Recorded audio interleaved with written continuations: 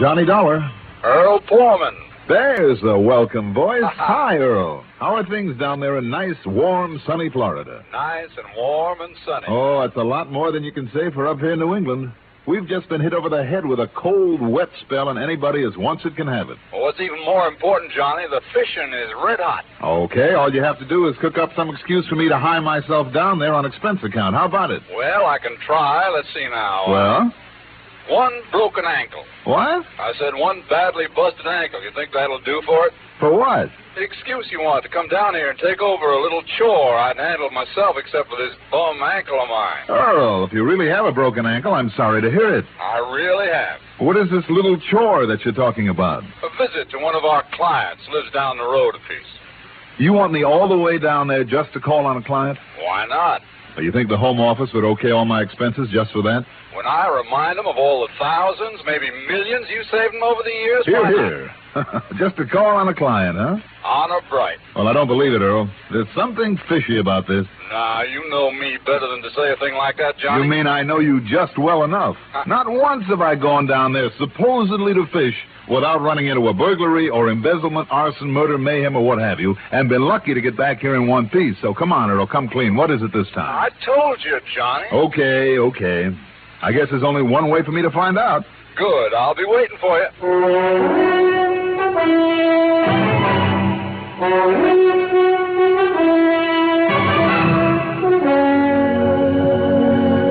The CBS Radio Network brings you Mandel, Kramer, and the exciting adventures of the man with the action-packed expense account, America's fabulous freelance insurance investigator. Yours truly, Johnny Dollar.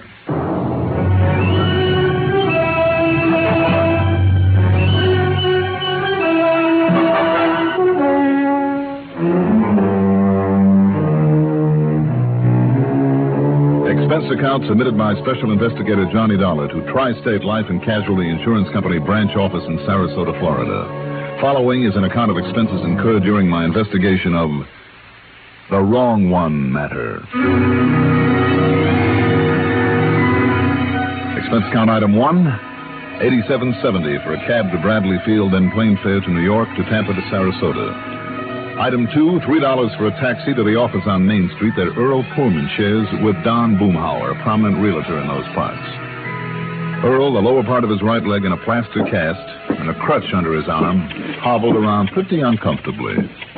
Sit down, huh? Are you kidding? That's all I've been doing now for nearly 2 weeks, ever since the doc put this blasted cast on my ankle. Earl, would you like me to autograph it like the kids do? No, thanks. Seriously, Johnny, this darn thing has been driving me nearly crazy. I don't doubt it, Earl. I'm awfully sorry. Sitting around the house doing nothing day after day, and Mike having to play nursemaid to me all the time.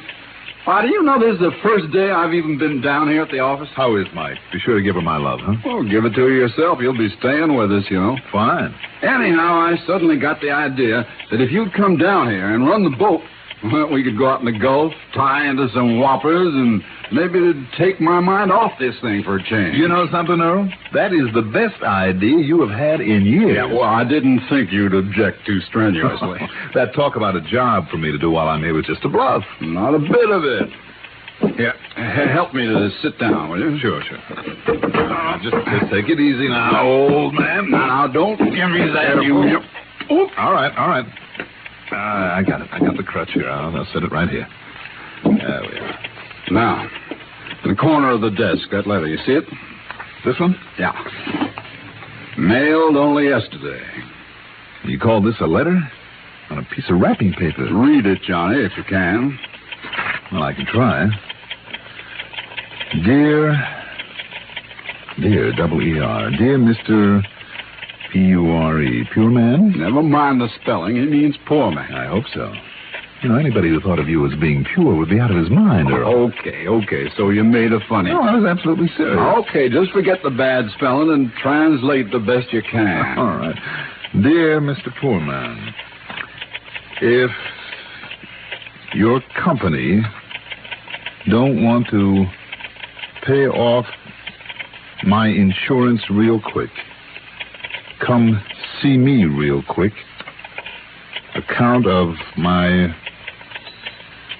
pal, B-L-E-A-K, Bleak, Blake. Johnny Waldo Blake, his beneficiary. Oh. On account of my pal Blake is away... What? Gatorin. Gatorin. And can't help me, so you better hurry. S.I.N. signed. Mr. Emmett? Emmett Dennery, the client I mentioned over the phone.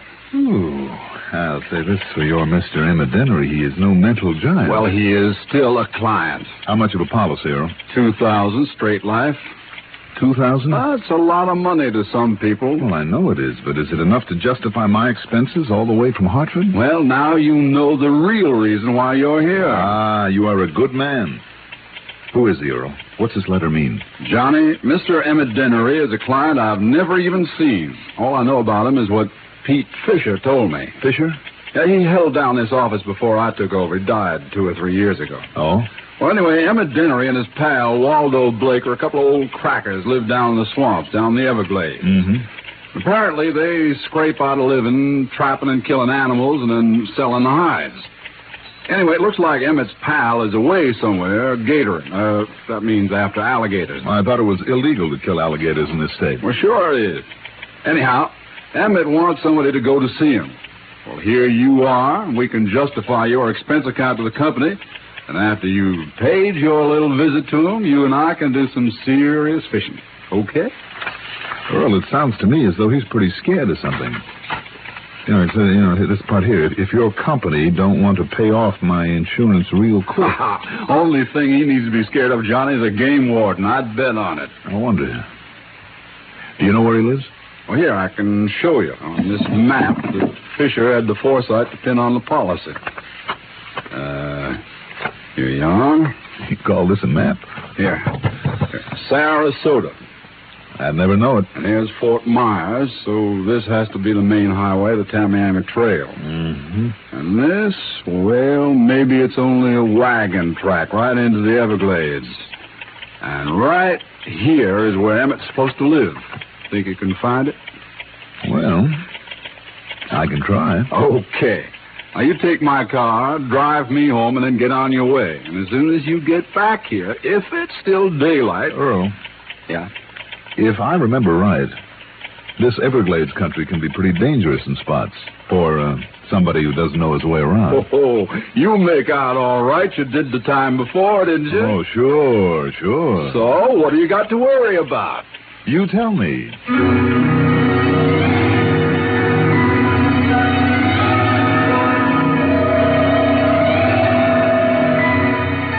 Yes, on my previous expedition into the Everglades, I had made out all right. But that time, I'd had a guide, a young Indian boy by the name of Ben Osceola, which, by the way, brings up an interesting point. Nearly all the Indians who inhabit that section of swamp call themselves Osceola. It's a long, famous name among the members of the Seminole tribe.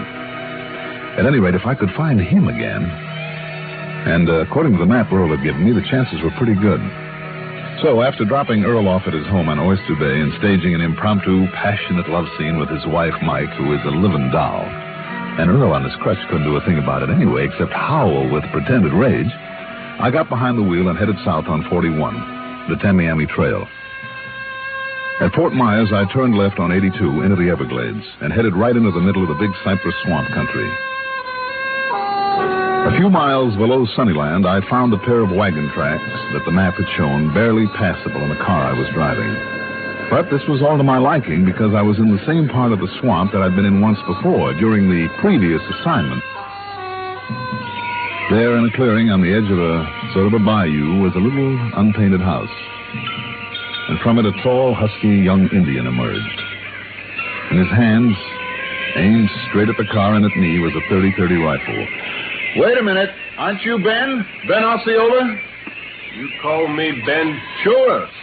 Don't you remember me? Mr. Johnny. That's right. Johnny Dollar. Remember? Yes. Our old friend.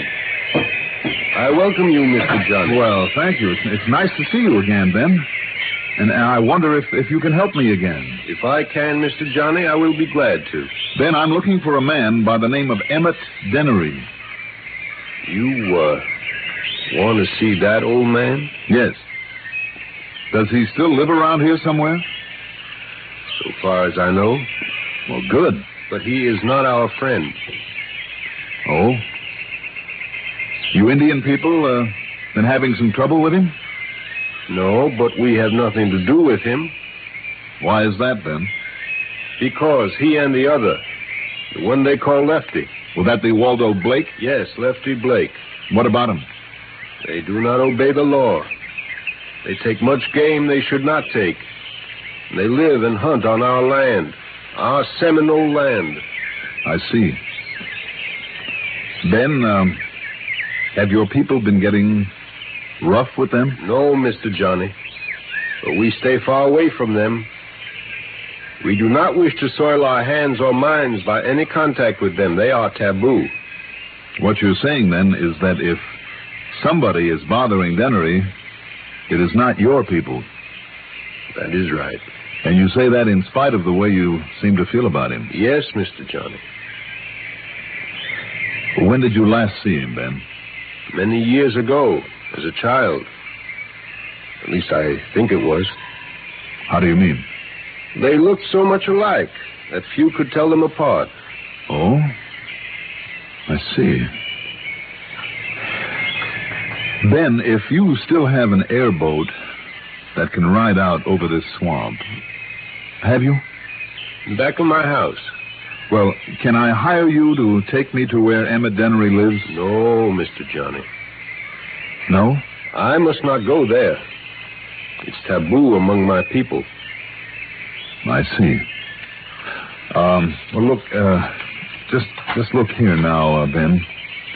If this map means anything, it can't be too far from here. And you can take my airboat yourself. All right.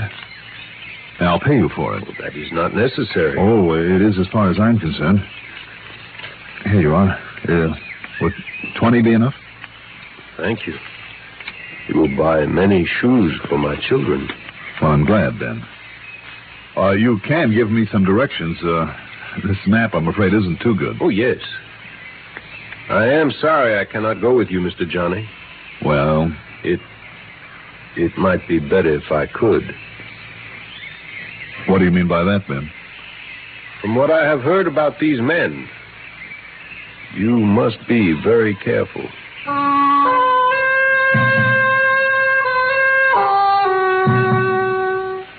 Ever ride one of those airboats?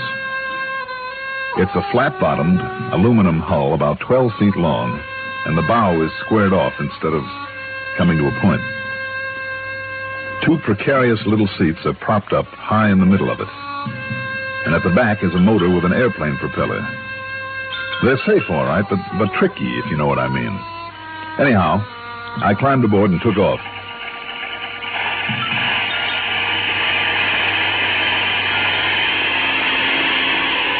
And brother, I mean took off. It's quite a ride, believe me. That half-planing, half-skipping over the shallow water. Perched up there on the spindly seat, I kept waiting for it to flip as I tore on out across the bayou, then wove my way through a network of narrow little rivers, over spots that in some places were nothing more than wet swamp grass. No wonder an ordinary underwater propeller couldn't be used. The darn thing would be hung up in the weeds and grass in no time. Every now and then I had to swerve quickly to avoid a half-submerged log. Or was it a huge alligator? There were more rattlesnakes and cottonmouth moccasins out there than I'd ever seen before. All sorts of animal life, and thousands of birds that rose in alarm as I fairly plowed through them. Finally, I came to a couple of acres of high ground, of brush and trees that stuck out like an island there in the middle of the swamp. At one end of it was a decrepit old clapboard shack, surrounded by row after row of drying frames with skins on them, mostly the hides of raccoons and alligators, curing in the sun. There was no one around. At least there was no one inside. As I beached the airboat as close to it as possible, jumped off, and headed for the old cabin, I wondered if Emmett Dennery, like his pal Lefty Blake, was somewhere out in that swamp, gatoring, collecting game. The reason Dennery had given in his letter for being alone, for needing help. I didn't have to wonder for long. Mr. Dennery? Mr. Dennery? Anybody here? Hello? Well, let's see now. Oh, good. Seems to be open.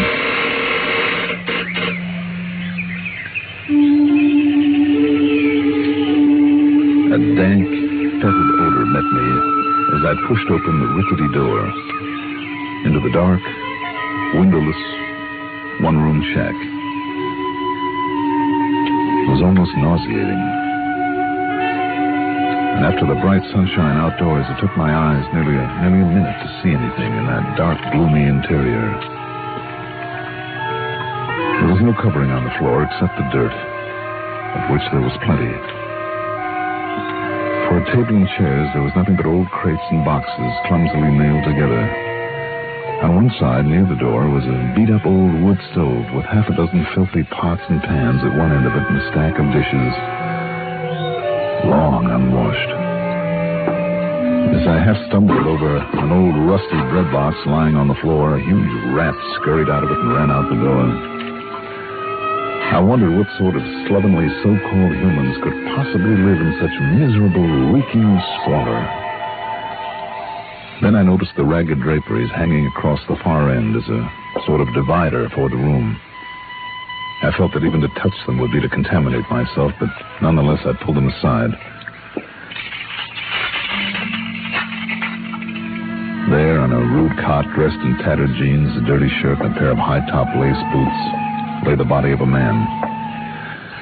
I'm no expert at such things, but even a cursory examination told me that he'd been dead for several days. There was a torn, grimy coverlet on the floor, and I started to pick it up to lay it gently over him. Don't you move now, mister. What? Unless you want me to blow your head off. Whether you move or not, I think I'm doing it anyhow.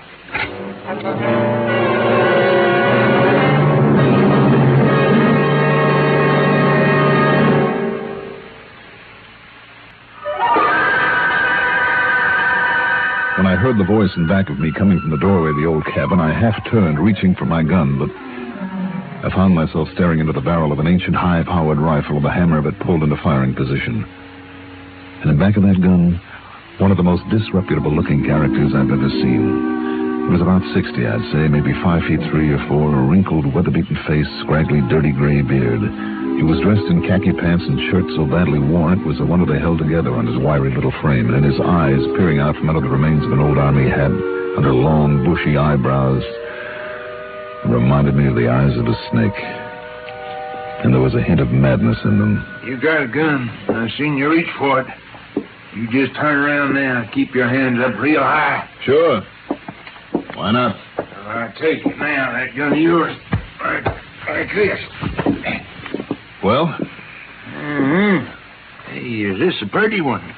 I'm glad you like it. Now, you sit down right there on the floor. Beside this? Yes, sir, beside him. Kind of you the one that killed him, ain't you? No, that's where you're wrong, old-timer. Sit down. You see this gun? Sit down. I guess I have no choice, have I? You got no choice. Okay. On it. With both your hands, you keep them flat on the floor now. Go on. You're holding the gun. I know. Stay out in the swamp too long. All week I stay out in that swamp. I come back here to find my pal.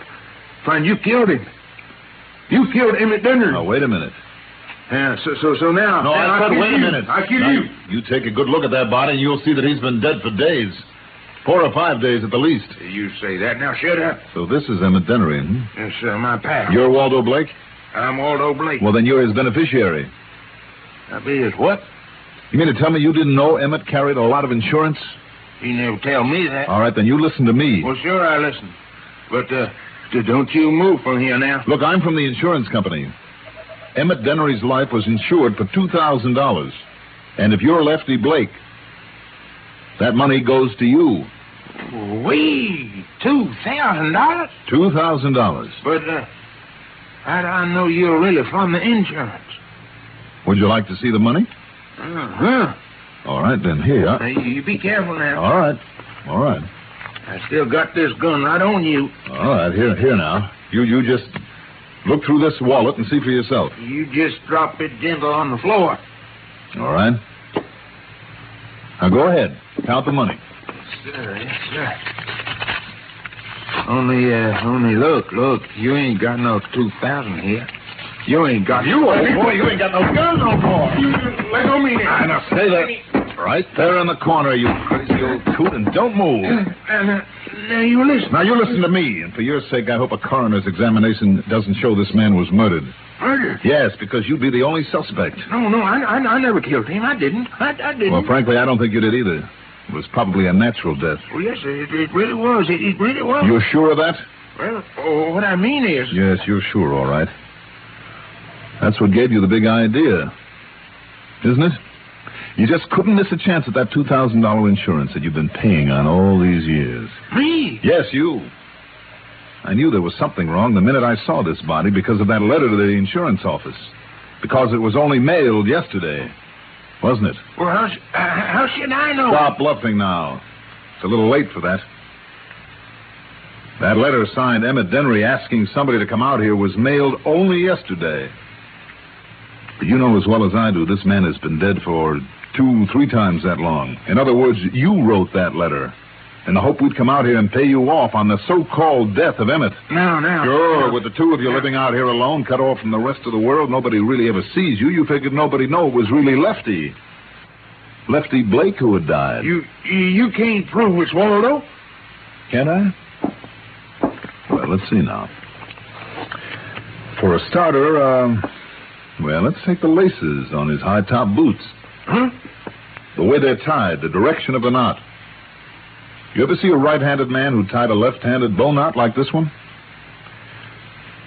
Let's see what else we can find. No, that's enough. Don't you see?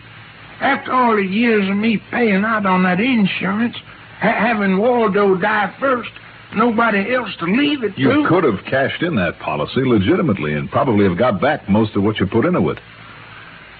But now, after the switch you've tried... Oh, me. What'll they do to me now? For attempted fraud? Plenty. But that's up to the company. Oh, Lordy, what will they do to me? You better come along with me and find out. Emmett Dennery.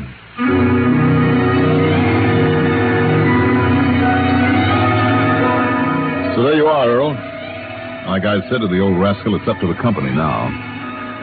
As for the total on my expense account, let's wait until I can sort up the cost of all the fishing we're going to do. Okay? Yours truly, Johnny Dollar.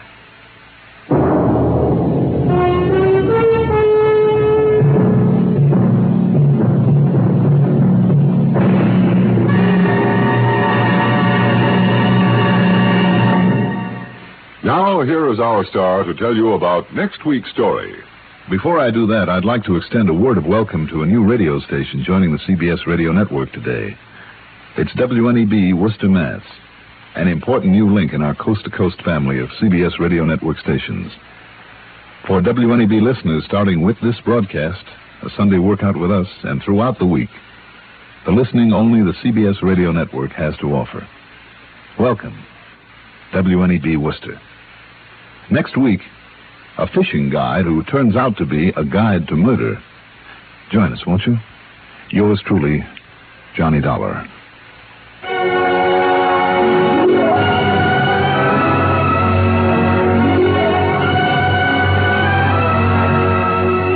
Yours truly, Johnny Dollar, is written by Jack Johnstone, produced by Bruno Zerato Jr., directed by Edward Oates, music supervision by Ethel Huber. Johnny Dollar is played by Mandel Kramer. Also featured in our cast were Martin Blaine as Earl Poorman, Bill Lipton as Ben, Jim Bowles as the Man. Be sure to join us next week, same time, same station, for another exciting story of yours truly, Johnny Dollar. This is Art Hanna speaking.